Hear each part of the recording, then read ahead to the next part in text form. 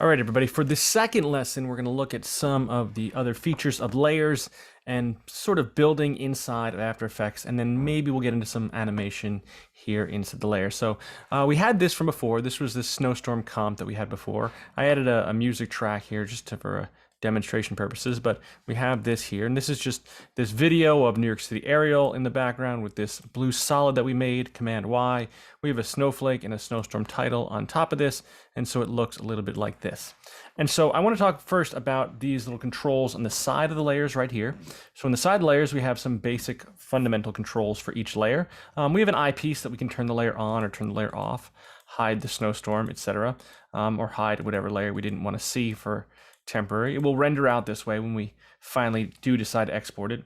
Next to that, in the next row here, is the speaker icon. So if you do have something that does have audio like the music, you can mute the music by killing the speaker and have that there working. Next to this is this little dot right here, this circle dot, is a solo button. So we can solo a channel. So if we just wanted to see the snowflake and we wanted to hide everything else, we could just see the snowflake and see that just as it is there. And so we have that control to just see that by itself. And then lastly, we have a lock button here. And the lock button would say, hey, now we can't manipulate the snowflake. So we can't grab it, we can't click on it, we can't move it, nothing can happen. If we try to click on it, it clicks on the snowstorm title. And even if we did like lock the blue solid, we literally can't click on it. We'll click on anything else except the blue solid because that's locked. Simply enough, you can just unlock these, which is not really a big deal. I mean, you can just lock it. It's not like it's permanently padlocked, like no one can get into that. This just helps you stop yourself from doing something dumb. So beyond that, you have these little, what sometimes people refer to as disclosure triangles, or these little angles here, what Adobe sometimes refers to as twirls. And so for every single layer, there is these twirls here. And we're going to do something a little different here. I'm going to step away from this comp for a second here, and I'm going to make a new comp. So I'm going to use the shortcut, new composition. I'm going to use the shortcut Command N because I really do love that shortcut, Command N. And we'll just make another comp that is 20 seconds long. Maybe we'll make it a little shorter. Maybe we'll make it 10 seconds long. And I'll make a 10-second comp. Just type in the last 4 digits there, 10 seconds, but I'm also going to make it 1920 by 1080 and make it HDTV. So we're going to say OK, and then cool, we have this new comp here. And for this new comp, I'm going to make a solid. I'm going to go to Layer, New Solid, and use my other favorite shortcut, Command Y. So I'll just hit Command Y, and I'll bring up the solid settings, and we'll just decide on a color for the solid and a size for the solid. So for the size of the solid, I'm going to make this 400 by 400. So this is equally sized of 400 by 400 using square pixels, and I'll choose the color maybe green this time. We'll use green. Lime green sounds great. So I'll make the solid here, and so I have a solid inside the screen. It looks basically like this. Now, this solid again has the eyepiece, doesn't have a speaker because it doesn't make any sound. I can solo it, but that's the only thing on here. But then it has this little triangle here, this little disclosure triangle, or this little twirl that opens up and shows some controls. And these controls right here are called the transform controls. And the transform controls also have a little triangle, or a little arrow here that opens up, and it opens up and shows me what the transform controls are. And the transform controls consist of anchor point, position, scale, rotation, and opacity. And so next to these, there are little values for each of these. We're going to go through each of these and talk about what they do. So we'll start at the bottom here. And the first one down at the bottom is opacity. And that is the amount of there-ness, how visibly present this is. So for example, if I took this picture of this USA map and put it behind here, here's the USA map, I can take the opacity of this and I can lower the opacity to 50%. And now it would be 50% visible. If you look here in the menu, in the composition window, it is 50% visible. I can type this in and type in 20% and make this 20% visible. Now it's practically not there, not visible. I can click on it and type the up arrow and go up in small increments until it becomes more visible. Do that. I can go hold on the shift key and up arrow and go in tens.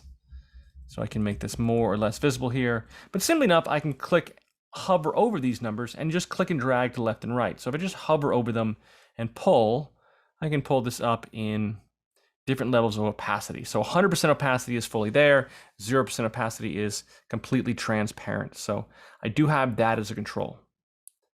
Next to that, or above that, I have rotation. And rotation, we've seen before with the rotation tool, is my ability to rotate this on an angle. Now there are two numbers here. It says 0 times plus 51. And that is the number of rotations plus the degrees of rotation. So if we type this by 0, if I change this to 42, heck, it doesn't look like it did anything. Didn't move at all, and I can type in there. Well, guess what? It just rotated 110 times now. You didn't see it because it rotated back to its original 0 position. It's this number, the second number, that really shows you what this is doing. So this shows rotation.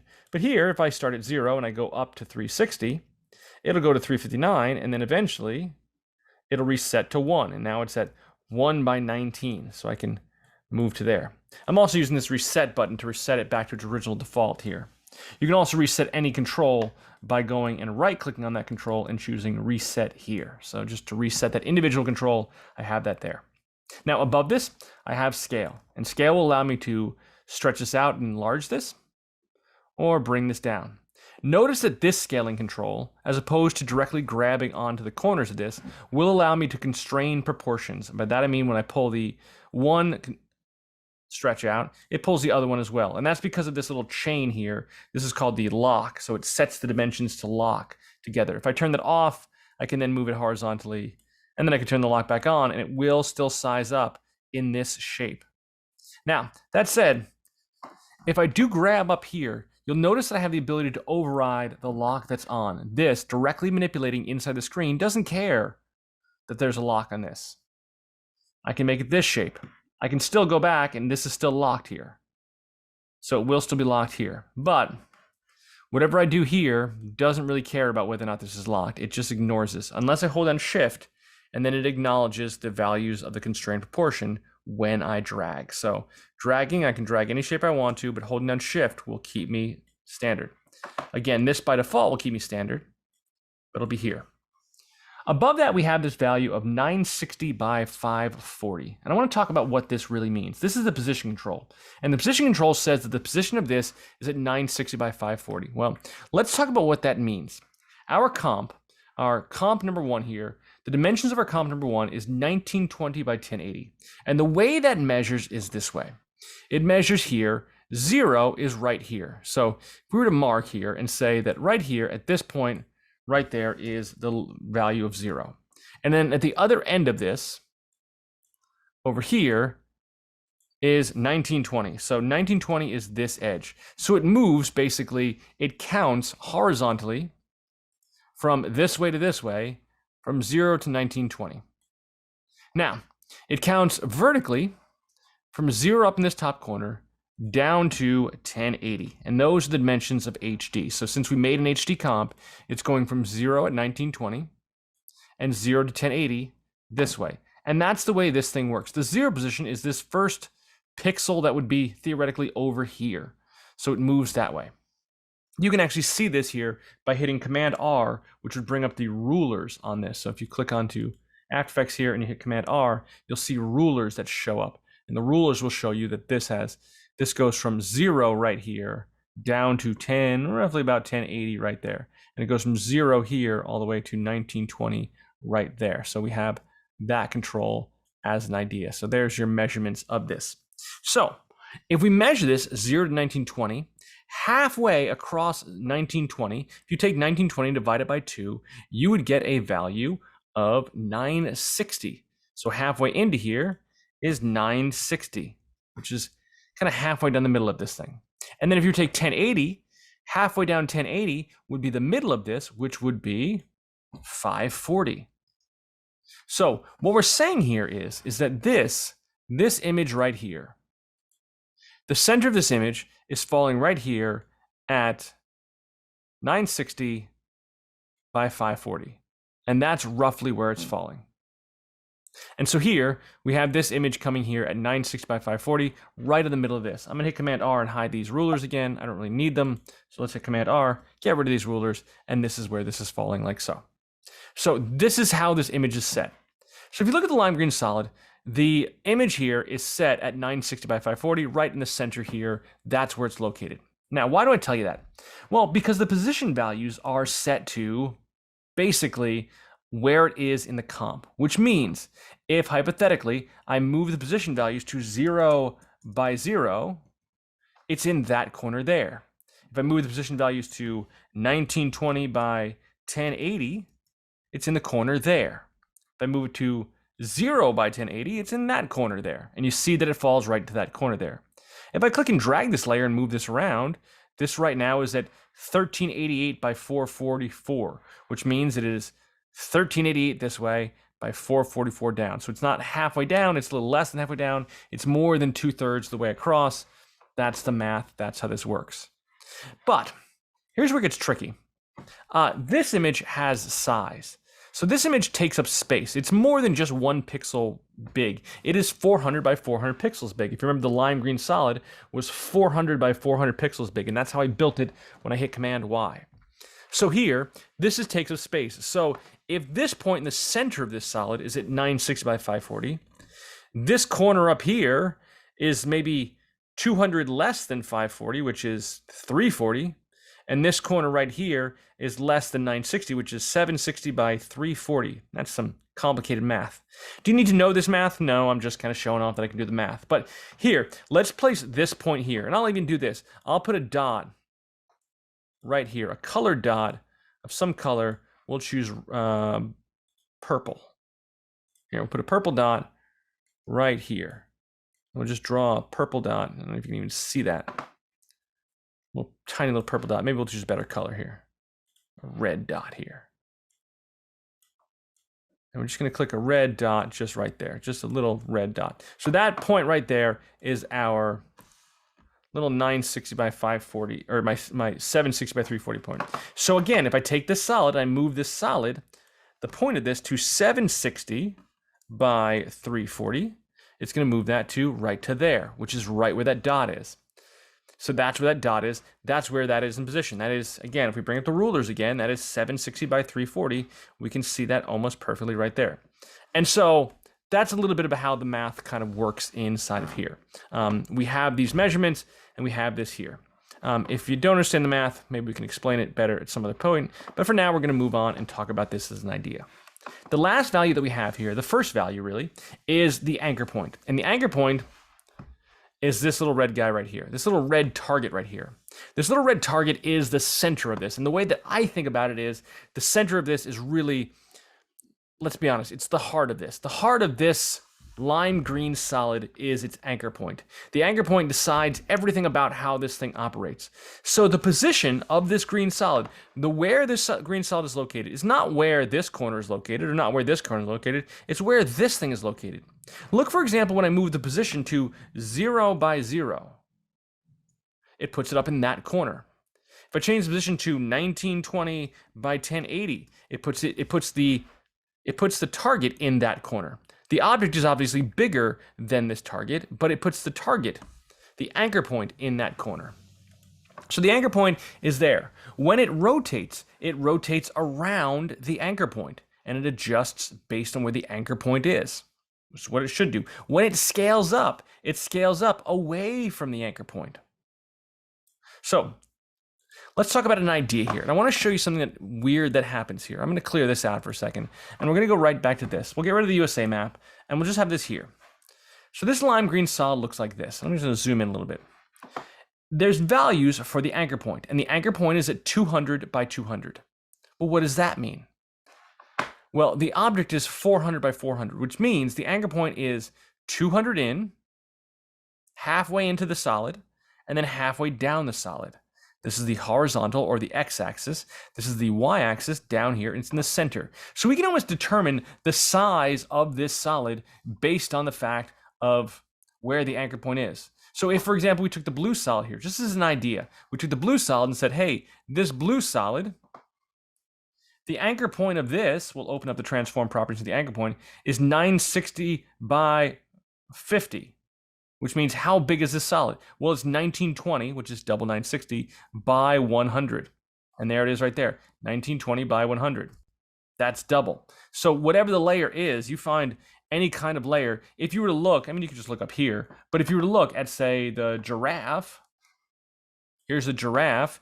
The giraffe, the anchor point, if we opened up and looked at the anchor point, we could determine, oh, the anchor point is at 960 by 540. Well, we know this. This means that double that The actual size of the giraffe is 1920 by 1080, because by default, it always puts the anchor point right in the center of the layer. So moving on here,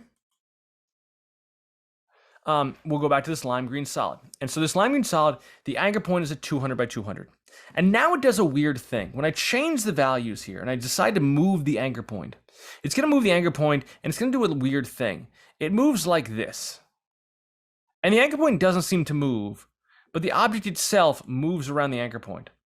Let me show you that again vertically. If I drag the vertical down, it moves the object up. That's weird.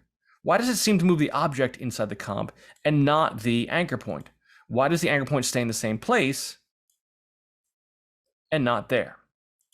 And to illustrate this, I want to try an idea. I want to try an idea for you. And we're going to go here and I'm going to import something from my workflow folder. And we're going to find this image here of William Shatner. We're bringing good old William Shatner. I'm going to hide my lime green solid and bring in William Shatner into my screen. Now, William Shatner right now, if I open up William Shatner, his anchor point is at 430 by 300. Again, based on the math, we can assume that his is 860 by 600.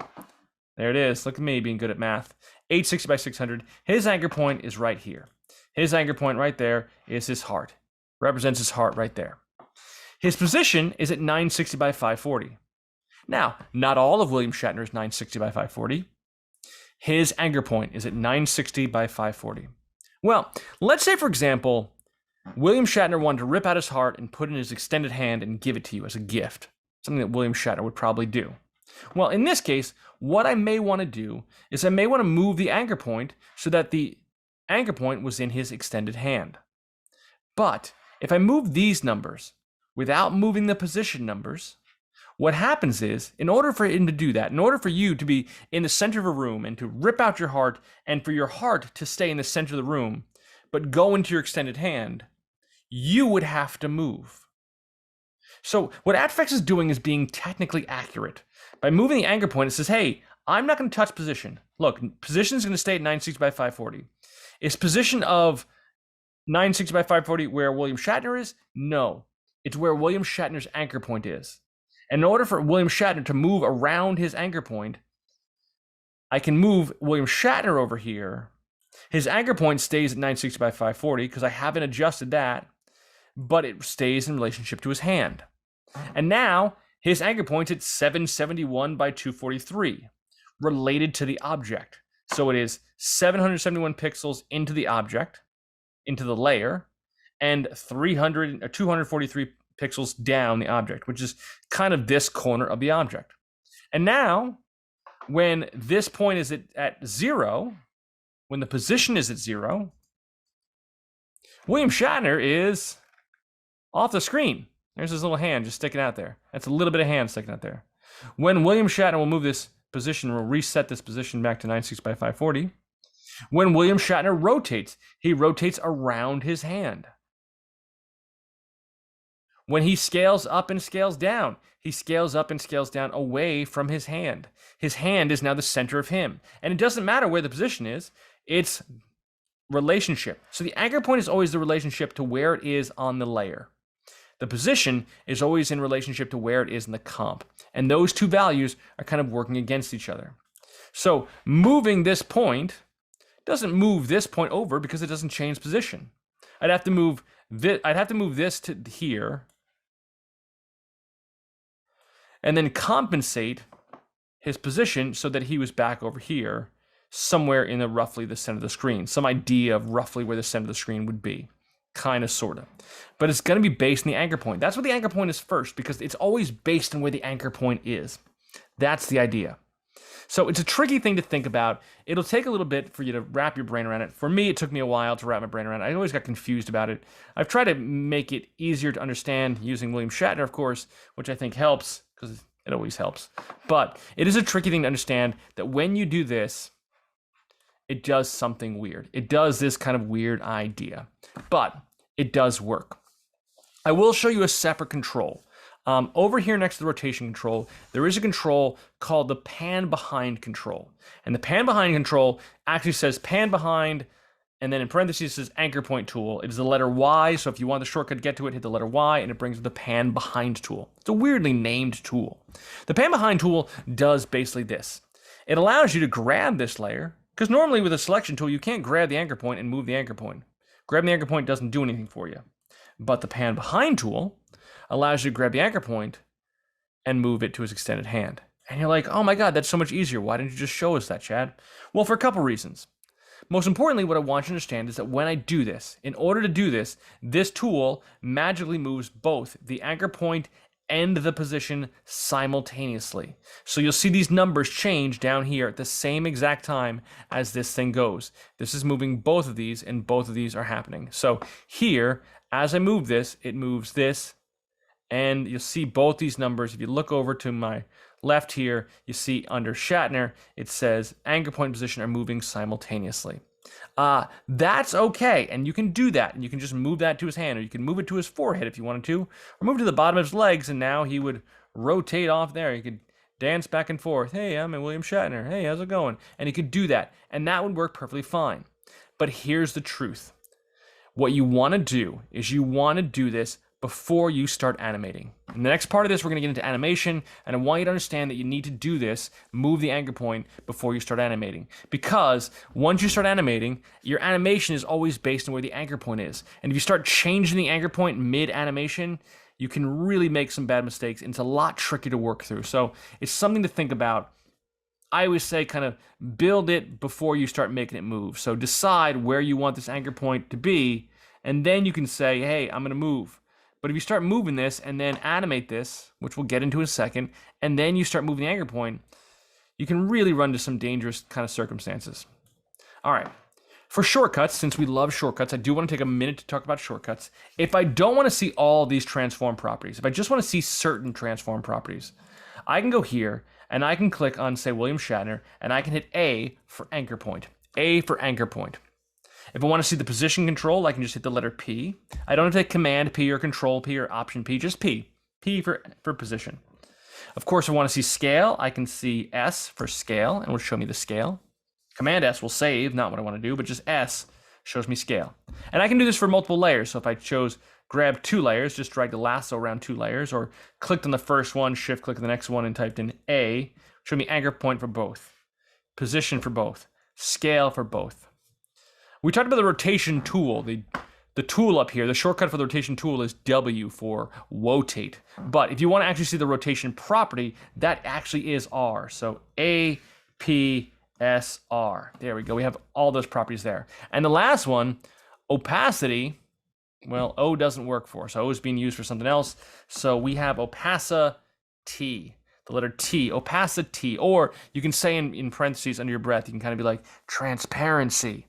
You know, so you have A, anchor point, P, S for scale, R, rotation, opacity, A, P, S, R, T. Or, if you were so inclined, you could say parts. Position, anchor point, rotation, opacity, scale. You don't have to say them in order, just parts. The parts of any layer. Any layer has these parts. P, A, R, T, S. Or, I guess, tarps, traps, strap, Sparta, whatever. You come up with whatever acronym you want. I think parts works. You can remember all these. And it's just a quicker way so you don't have to keep opening up these triangles to see everything. You don't even have to touch the triangles anymore. You just type the one you want and do it, and it would work quickly. So you're going to see me do that as I teach stuff. You're going to see me go through those motions and kind of do some of those things as an idea. So we have those controls here. Now, we're going to get into animation in just a second. I'm going to make a new comp. So I'm going to just make a, maybe we'll just, we'll start over with this comp. We'll just kind of start brand new. I'm going to delete these layers, get rid of them. Before I do anything though, if you're working and if you're playing along and if you're watching this tutorial and you're watching at home and you say, hey, I want to do this stuff, here's what I'm going to recommend. If you go to the After Effects menu, now if you're on a Mac, you're going to go to After Effects Preferences.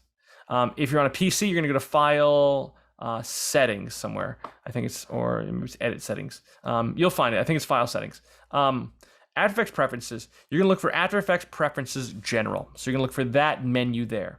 And inside After Effects Preferences General, or in File Settings General, you're going to open that up, and it's going to bring up this dialog box. And the fourth thing down is going to say Default spatial interpolation to linear. Now, I'm not going to tell you right now what that means. In the future, I'll tell you all about it. But for now, just trust me on this. We're going to check it. We're going to make sure it's checked. By default, in Adobe, when you load up Adobe After Effects for the first time, and every time you load up a new version of Adobe After Effects, this is never checked. And personally, I say this with all my heart, I do believe this should be a default. I do believe this should be set up by default checked. There's some other things in here that we probably should fix along the time, but for now, the most important one I'm concerned with is default spatial interpolation to linear. It's a good phrase. It sounds very technical, but we'll explain what it means later on. So I'm gonna say okay, but just make sure default spatial interpolation to linear is checked. All right, so I'm gonna make another solid. I'm gonna hit Command Y, and I'm gonna make a solid that is 300 by 300, a little bit smaller, and we'll choose a new color, and I will choose purple. Purple solid, deep purple. Cool. Man, maybe deep purple. Cool. And I'll make a purple solid here. Fantastic, and I'm gonna make this solid. Okay. So we're going to do a solid, and I'm going to take this solid, and we're going to start to talk about some basics of animation and basic ideas of how animation works inside of After Effects. And so I'm going to go to position, and I'm going to animate position. Now I'm going to put my position here at, let's say, 300 by 500. Just as an idea, which means it's 300 pixels down, or sorry, it's 300 pixels over and 500 pixels down. I'll switch back to the selection tool, V key, to go selection tool, and we'll be here on this layer, 300 by 500. Now I'm going to move this current time indicator, the CTI, I'm going to move this forward to about 2 seconds. I can do this by simply clicking and dragging or clicking over here at 2 seconds, and I can go to here in 2 seconds, or I can actually type in a number here. I can type here and type in 200, and it'll jump me exactly 2 seconds. Really quick, weird thing about Adobe After Effects is, you know how like in other programs, like you can still hit play spacebar and play, but you know how you can always hit the left and right arrows to move yourself in time? Left and right arrows do not move you in time. You know what moves you in time? Page up and page down. So on your keyboard, you got to find where page up and page down is. This is frame forward and frame backwards. Page down, page up. So if you ever want to do that, I always forgot about that. I was like, where is that? Because I'm so used to working with editing programs where the left and right arrow on your keyboard is always go frame forward, go frame backwards. Nicely, left and right arrow will actually move the layer left and right. I guess that makes sense, kind of, sort of. And then up and down arrows will move your layer up and down. And you can do shift left and right, which will move you in bigger increments. But we're going to go here and say, let's go back. And we're 300, and we're 300 by 500. Cool. So we're here at 300 by 500. We're right there at 300 by 500. So I'm going to go here at 300 by 500, and then I'm going to jump to 2 seconds, and I'm going to change this value to 1300 by 500. And what happens? Well, I go back and hit home key. I go back to play this, and nothing happens. And the reason nothing happens is because I didn't tell this thing to animate. I totally messed this up. So I'm going to go back to 300 by 500, and we're going to stick here. Now, next to the position, it's going to say position, and next to position, it's going to show this little stopwatch here. And this little stopwatch allows me to control this. So when I hit the stopwatch, it turns the stopwatch on and starts recording what I've done. And right here at 0, at the very beginning of this, at 0, 0, 0, 0, it makes this little diamond. And this little diamond right there is called a keyframe. So it makes a keyframe at 300 by 500 at 0. So it records at 300 by 500, and if you hover over it, it'll even say, at 0, 0, 0, it was at 300 by 500 right there. Great. Now I'm going to go to 2 seconds. And I'm not going to hit the stopwatch again. I'm here at 2 seconds here. I'm just going to change this number. And as soon as I change the number, every time I change the number, it says, hey, you did something different. I'm going to make a note of that. You changed something. And I'm going to type in 1300 by 500. And then it makes this line. Ooh, this line right here is called the motion path, and it shows me the motion path that I had 1 point here and 1 point over here. And now when I hit the home key and hit the space bar, I play this, or hit the play button up in the preview up here, play this. That's weird. It's going to play forward. Look at that. Bam. It's going to do that and play forward like so. Amazing. So I have that control. The process of animating stuff, for starters, for now, is going to be solely based on using keyframes, for deciding where keyframes are. So I can go to another point in time. We'll go to 3 seconds here, And I'll change this other number, 1300 by 500, I'll change it to 1300 by 800. Moves to there.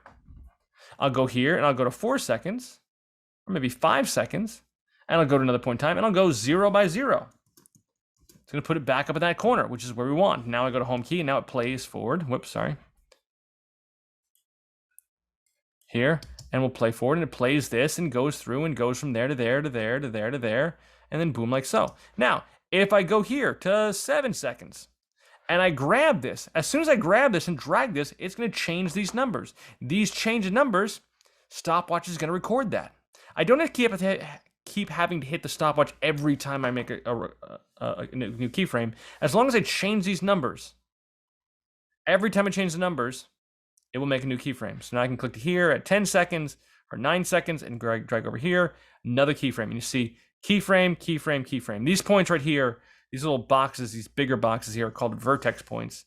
We'll talk about them in more detail later. But here, it's now moving from here to here to there to there to there and moving to there. And so it's doing this animation like so. And this animation is basically how this all works. Now, I have this animation here on position. I can go back and I hit S for scale and I can make this a little bit bigger. I can go to 150. Now it's a bigger solid. Have I animated the scale yet? No, because there is no stopwatch that's on the scale turned on right now. I only have the stopwatch on for position. And so I have these points.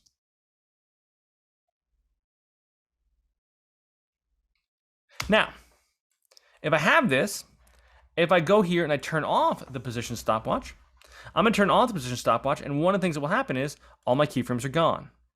Well, guess what? I just deleted all my keyframes. If I turn this on again, it's going to make a new keyframe at the beginning and start all over again. So just be careful about turning the stopwatch off. Don't do it if you've done something good. So let's try an animation here. What I want to do here is I want to have this purple solid here in this corner here. And then I want to have this purple solid move over to here. And then I want to have it move down to here. And then I want to have it move to here.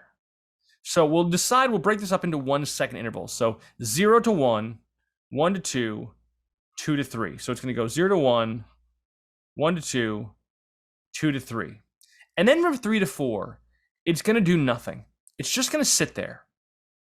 And then from 4 to 5, it'll move back up to here. So let's try this out using some math here.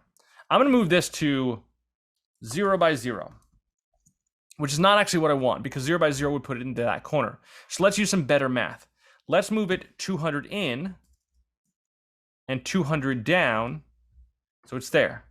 I'll change the size back to 100 by 100. Actually, sorry, this one's 300 by 300, so the math doesn't work here. So we got to go to 150 by 150, and that would put it in that corner. That's the size we want. Okay, so I'm going to turn the stopwatch on to define my first point here at this point here. Fantastic. I'm going to go 1 second in. I'm at 1 second. I'm going to move to this corner over here. Now I can do the math here. I can do 1920 minus 150. And I can figure out what the math is. And then do, so this should be at, the second number should be at 150. And this should be at 1920 minus, 1770. That would be the math right there. You could actually, I believe, type in 1920 minus 150 and it would do the math for you. Look at that, man. And so now it's moving from here to here. Now we're going to go to 2 seconds and I want to go down to this corner down here. And so at 2 seconds, I'm going to go to, let's see, I'll type in 1080 minus 150, which would be like 930 or something. No, maybe 930. Yeah, look at that. I'm good at math. And then this is staying at 1770. So now it's moving from here to here. It's moving from there to there. It's moving from there to there. Do you need to do this math? No, I'm just trying to be exact. If you wanted to be exact without doing the math, as you drag, you can hold down, I believe, Command and Shift, and it will snap to these edges. So it'll snap to the edges of the frame. So I'm holding down both Command and Shift. Again, if you're on a PC, you're going to hold down Control and Shift. Sorry, we're going to do that there. So now we have this first bit of motion. We have this moving from here to here, moving from here to here, moving from there to there. Now at 4 seconds, I wanted to stay here. So from 3 to 4, I wanted to stay here. And then from 4 to 5, I wanted to move back up to this corner of the screen. And now it's going to move exactly to there. Now, when I play this, it's not going to do what I wanted to do. Because it moves from there, moves to there, and moves to there, and then slowly goes back up the screen. And it goes up slowly. What I didn't do is I didn't tell this that I want this not to move for a second. From 3 to 4, I wanted to do nothing. I wanted to stay exactly right here the whole time. Well, how do I do that? How do I freeze this so it doesn't move to the later point?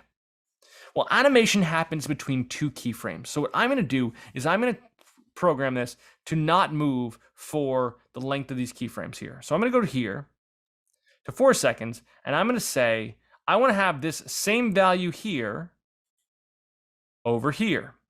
Well, the easiest thing in the world to do is to click on this one, go to Edit Copy, Command C, you know, Command C, Edit Copy, and go to here and hit shortcut for Command Paste. And remember, Command V for paste. Now, this keyframe is the same as this keyframe, which means between here and here, it doesn't do anything. And stops and holds there and then moves.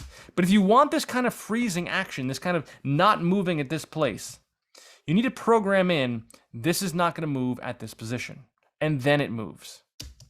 So what happens here is, as it goes between keyframes, each between keyframes, it figures out what's happening between the keyframes. You plot the keyframes, it figures out what happens between. But you would need to program in this not moving the keyframes. And now maybe in here we say, okay, at this point here, we want this to rotate 1 time. So we're going to park here, and then we're going to go to 4 seconds here, and we're going to say, let's have this do 1 full rotation. So the keyframes for rotation, now we have a stopwatch on for position and for rotation, and the keyframes for rotation is, at this point, at 4 seconds, or 3 seconds, it's at 0, and at 4 seconds, it's at 1 rotation. What's it going to do? Between here and here, it's going to spin once, and then go up. And then maybe here, at 5 seconds, we say between 5 and 7, opacity, I've turned the stopwatch on for opacity. So I parked at 5 seconds, turned the stopwatch on for opacity. For opacity, I can say, hey, let's have this fade out here. So it's at the end of this animation. So this comes in, it moves, it moves, it moves, it holds, it rotates, it moves up, and then it fades out slowly. Great. Simple animation, simple idea of some basic ideas of animation here.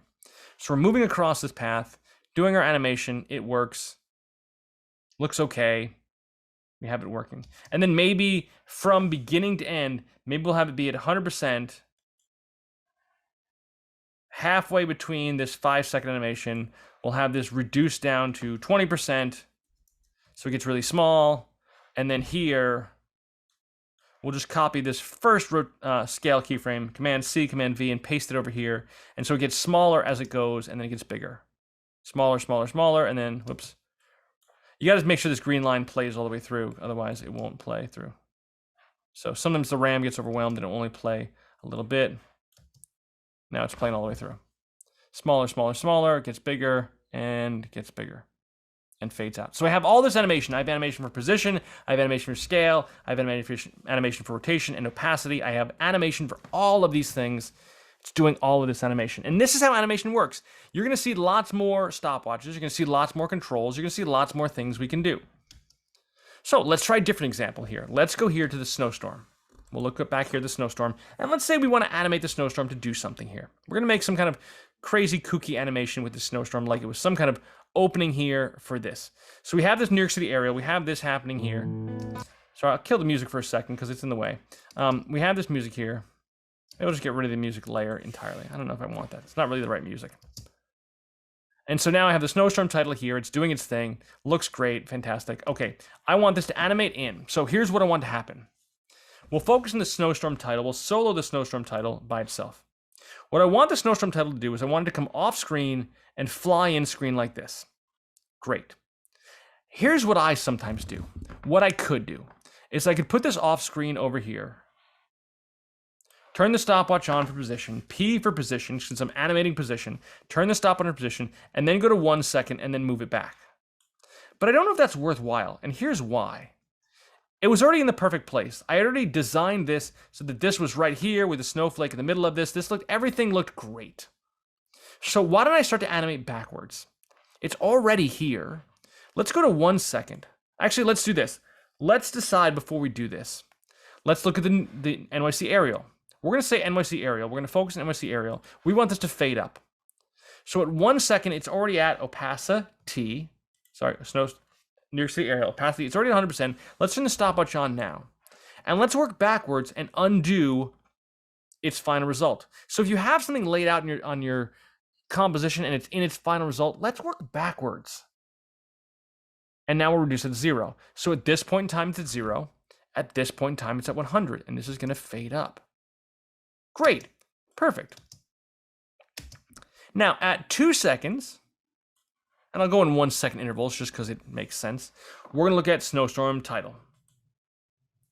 Snowstorm Title is going to be here position-wise. We're going to hit P for position. At 2 seconds, it's going to be right here. But at 1 second, it's going to be off-screen this way. We're just going to drag off-screen. Again, if you hold down Shift, you'll go in bigger increments. So now this is going to come in like this. It's going to go fade up and come in here. Boom, Snowstorm Title comes in. Comes in like there. Okay, what do we want Snowflake to do? Or what do we want Blue Solid to do? Maybe as this comes in, Blue Solid will come in the opposite direction. So here, again, Blue Solid's position will be here. At this keyframe, it will be off screen this way. So now these are coming in and going Snowstorm. Okay, so we have this animation happening here. Simple, nothing special about this. Great. One more layer. We're going to take the Snowflake, and we're going to say the Snowflake here. We'll turn off the solo so that everything's back on screen. So now this is coming in like this. The Snowflake, we want to be really small and get really big. So we're going to have this be at 3 seconds here. This is going to be whatever size it is. Scale, it is at 24.2% size. That's the size we decided for this. For better or for worse, 24.2 looked like it fit. So again, since we already have the perfect size, there's no point in going to 0 just to retype 24.2. Let's go to 24.2 here and work backwards. No, I wasn't actually on 3 seconds. I'm going to undo here because I'm crazy. Go 1 frame. Really want to be good about this. And I'll go to 2 seconds here. And at 2 seconds, I'm going to type in 0. And that just seems, I don't know, more efficient. More efficient use of my time. So now this is happening. It's opening. Boom, Snowstorm Title comes up. And this looks like that. And that does that. Amazing. Fantastic. Cool. So we have this animation doing this. Coming up, opening up like there. Great. Okay, cool. You know what would be cooler? Maybe the snowflake should rotate a little bit. Maybe we'll start the snowflake rotating like maybe here. We'll just we'll go to rotation. And then over the span of this thing, we'll just make over 10 seconds. This rotates 4 more times. So now when it opens up, it's just spinning. Snowstorm Title is just spinning snowflake. All right, let's decide we have this like so. Now, if we wanted to be super clean about this thing, we're actually not even seeing the Snowstorm Title until we get to 1 second. So could we drag this and bring this over here to make it a little bit tidier? Yeah, probably. That would be a little bit prettier. Same thing with the Blue Solid. The Blue Solid, we're not even seeing this until it gets to here. The snowflake, I think, doesn't even come up. What it was scale of the snowflake doesn't even come up to here. So we can move the snowflake to not even start to here. Weirdly, the keyframe for rotation still exists over here, even though the layer doesn't even start, which is kind of amazing. Do we have to do that? I mean, no, but it might be helpful if somebody else ever looked at this composition and said, oh, when does this layer actually start? The layer doesn't actually start till here, so it doesn't really matter. Again, do you want to be super tidy and clean? Sure. Okay, let's decide here at 5 seconds. So we'll read this from, so this comes up at 2 seconds. We read snowstorm, snowstorm, snowstorm. We read it 3 times. Excuse me, we say it like 5 seconds. Yeah, okay, now here, we're going to have this snowstorm, this title go off screen this way. We're going to have the blue solid go off screen this way, and then we're going to have this fly off screen this way. So here at 6 seconds, between 5 and 6, this is going to go, and the snowflake is going to go position. And we'll just drag this. We'll just move this out and just drag this snowstorm here, and we'll drag this off screen this way. Bam. Except that's not going to do what we want it to do, because watch what's going to happen. It's going to come on, boom, looks great, and then it's going to start moving. Oh, yeah. No, what we want to do is we want to establish that between 2 seconds and 5 seconds, nothing happened, right? So now we got to go to 5 seconds and say, yeah, at 5 seconds here, let's just grab this Snowstorm Title position keyframe, Command C, Command V, so that this one is at 990 by 788. This one is also at 990 by 788. What does this do? Nothing. But it stays nothing for 3 seconds.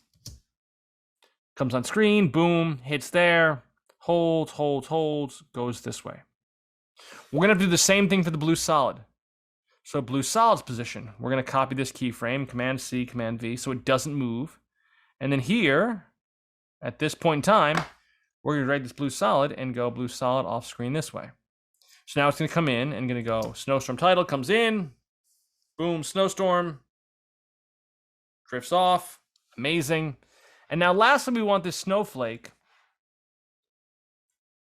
to go from here up into the corner of the screen. Now we've never animated snowflake before, so we have to turn the stopwatch on for position for snowflake. Sure, no problem. We're going to go here to 6 seconds, and we're going to have this snowflake go off screen this way. And now it's going to continue to rotate because it's been rotating for the whole 10 seconds. Even though we don't need it to rotate for 10 seconds, it's rotating for the whole 10 seconds. Cool. Awesome. Maybe we decide that as the snowflake rotates off screen, it gets bigger. It overtakes the screen, gets larger as we go. So let's go to snowflake scale. And let's say as it goes off screen, when it gets off screen, it becomes much bigger. We'll even move it further off screen here, so it's further off screen and gets much bigger. But that didn't do what we wanted to do. Why? Because I clearly made a mistake. And so as it comes across, it goes in like this, and then it keeps getting bigger as it goes. Again, we never established don't get bigger for a length of time. So here at 5 seconds, we're going to grab this keyframe for this size scale, the 24.2. Command C, Command V, paste it over here. Now here it's 24.2, here it's 24.2, and here as it moves, it maintains like so. Snowstorm Title in there like that. Boom. We'll have this come in here like there and do this animation there. Little snowstorm logo title. And then maybe at the end of this, at 6 seconds here, we'll copy the opacity of this, Command C, Command V. And then at 7 seconds, we'll grab this keyframe and go Command C, Command V, and have this do that. So now the whole animation is only 7 seconds long. It comes in, the snowstorm comes in, boom, does that, goes like here, pan. Looks cool. Again, this is nothing special. This is a simple basic animation. Can you do this in Adobe Premiere? Sure you could. It's a little easier in After Effects though. It's what it's designed for. Looks great, looks fantastic, does it. Maybe we want a little extra flair. I'll go to New York City Aerial. I'll go to Effect. I'll go to Simulate and add in CC Snowfall and add an effect of CC Snowfall. Now it's actually snowing in New York. That's effects, Chad. We didn't talk about that. No, we're not going to talk about that right now. Make them a little bit bigger. A little bit bigger. A little bit more of them. There we go. Now it's snowing in New York. Now it looks like a snowstorm. Great. Thing we can do. Again, ignore that. Pretend I didn't do that. I just want to show off. But this is the animation we can make, and this is some of the fun we can have. These are some of the things we can do and some of the things we can build. I want to show you a couple extra shortcuts just for fun. Over here, one of the things that you'll run into, one of the tricks you'll run into, is that when you're here and you're parked on the keyframe, and if you zoom in here, you'll see that I'm parked on all these keyframes. When I'm parked in these keyframes, if I decide that for the Snowstorm Title, for example, or let's go to something else more applicable in this case, that we can see here. Here, at this point here, I'm at 990 by 788. And say, for example, just because I'm crazy, I decide I want to be at 790. Well, I can type in 790, and this puts us exactly at 790. Now, I probably would want to click on this one as well, and make this one 790 as well. And that will do that because I'm parked on this keyframe. But here's the thing to be careful of. If, for example, I went here, and I went one frame over, and I typed in 790. It actually doesn't make that keyframe. It makes a second keyframe. Here, I'm going to zoom in a little bit and zoom in and show you. Here's my other keyframe, one frame off of this. And why did it make a new keyframe? Because I wasn't parked on the keyframe. I need to be parked right down the center of the keyframe, perfectly down the center of the keyframe, and I wasn't, which is a problem. So I need to be parked in the keyframe. Well, how do I know that I'm parked in the keyframe? Well, one way is to zoom in all the time. Zoom in all the way and make sure you're parked in the keyframe. Other technique to make sure you're parked in the keyframe is over here. Over here is these little controls for the keyframe. When I'm parked on a keyframe, so right now I'm parked on the position control of the snowstorm, it's highlighted in blue. I'm on the position, the scale control of the snowflake. I'm on the position control of the blue, because these are all in blue. I'm not on anything on the opacity of the NYC aerial. I'm not parked here. Am I here now? No, I'm on nothing now. Nothing, none of these blue dots are highlighted. The blue dot highlighted means that I'm parked correctly on there. Now, what's nice is you might see little triangles here next to the blue dots, and the triangles here will actually move you to the next keyframe on that layer, and will actually park you exactly on that keyframe. So you can use these little triangles here, these little arrows here, to park yourself on exactly those keyframes for the layer. But you want something quicker? Of course you do. You always want something quicker, don't you? Quicker's always better. The letters J and K. If there's a keyframe that's visible, K would move you forward to the next available keyframe, regardless of layer, and J will move you to the next available keyframe backwards to the previous available keyframe, regardless of layer. As long as you can see the keyframes. If you can't see the keyframes, if there's nothing open here, it's just going to jump you to the beginning and end. But if I can see the keyframes for the layers, it's going to jump me to those keyframes for those layers I can see. So for this one, position, this one, scale maybe, this one, position, this one, opacity, there. So I have those controls. J and K I really like to jump me back and forth between keyframes. And so I have that there. You can also, if you hold down Shift, you can jump to certain things while you're dragging. So it'll actually snap to certain things. It'll snap to the beginning of layers, and it will also snap to keyframes. So you do have that control to snap at various places by holding down Shift as well. It's another thing you can do. But just make sure you're parked in the keyframe, because a lot of times you'll make little mistakes because you weren't parked exactly on the keyframe. And then for one more thing I want to show you, so let's look at the snowflake, for example. Let's try to remember the snowflake here.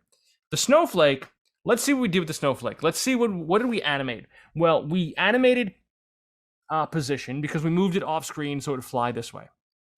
We animated scale because we moved it off screen and we got it bigger as it moved off screen. So that animation happened with that. We also animated rotation because it was rotating the whole time. So scale, it grew, it flew off screen, and it rotated. Those three controls. Well, Adobe has a shortcut called the letter U.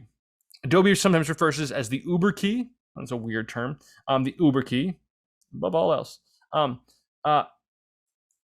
But I like to refer to it as the used key, as in, hey, I use these properties. I've used these in that I turn the animation on. So when I click on a layer and I hit the U key, it shows me position, scale, and rotation automatically. It doesn't show me anchor point. It doesn't show me opacity. Why? Because I didn't hit opacity or anchor point on the stopwatch for anywhere in this layer. However, if I go to New York City Aerial and I hit the U key, it shows me opacity, because that's the only thing that's being animated on New York City Aerial. Snowstorm, U key shows me position. Blue solid, position. And theoretically, if all of these are closed and I go here and I type in the U key, it shows me what's being animated. Sometimes you'll get a composition or a project, an After Effects project from someone else, and you'll be working with it and you'll be like, man, I want to see what this person did. They did all this work and now I have to tweak it and mess with it and make it better or make it worse or something. And so a lot of times what I'll do is I'll just highlight all the layers, hit the U key, and then I can see, okay, this is what you got going on. I didn't understand what you were doing before, but this is what you're doing in terms of the animation. It's a wonderfully useful key to show you exactly how things are working and exactly how this animation is working. Again, this is a really simple animation. This is really nothing special. Again, most of this could probably be done in Premiere. Relatively basic, relatively simple. But we're going to move on and getting to more complicated animation and start playing with different layers in different ways as we go forward. But for now, I just want to get your hands on the properties, the parameters here, the properties of each layer, anchor point, position, scale, rotation, and opacity, and show you the shortcuts for them and show you how to do some basic keyframe animation. That's all we're going to do for today. Future lessons, we're going to get into more complicated stuff, but that's going to be about it for now. Thanks very much, and I'll see you in the next one.